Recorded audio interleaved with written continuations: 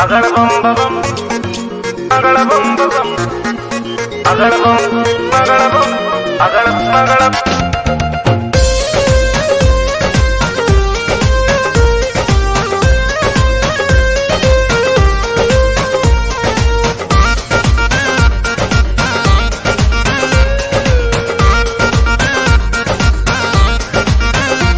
मैं जोगिया का जोगी हूँ, मुझे भंग चढ़ गई रे।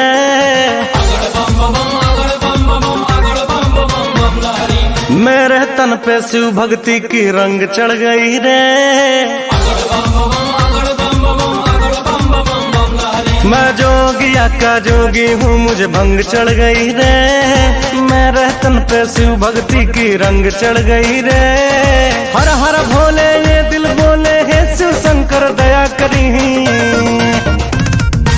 अगड़ बम बम अगड़ बम बम अगड़ बम बम बम लहरी। अगड़ बम बम अगड़ बम बम अगड़ बम बम बम लहरी। अगड़ बम बम अगड़ बम बम अगड़ बम बम बम लहरी।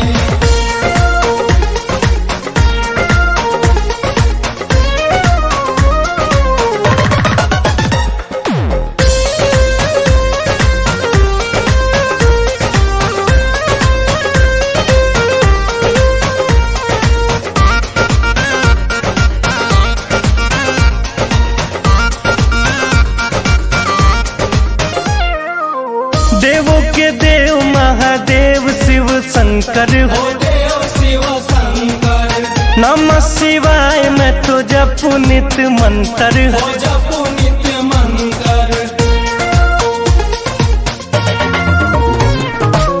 देवों के देव महादेव शिव शंकर नमः शिवाय मैं तो जपू नित मंत्र। हरिद्वार काशी कैलाश मन भाए है देवघर नगरी। अगड़ बम बम अगड़ बम बम अगड़ बम बम बम लहरी।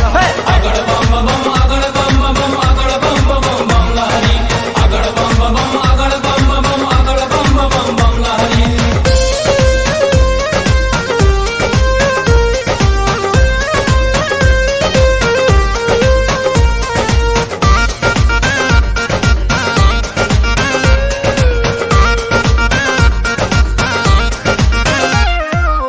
पंकज रितेश महाकाल का पुजारी हो। काल का पुजारी मालिक मेरे हैं बाबा भोले भंडारी। जी भोले भंडारी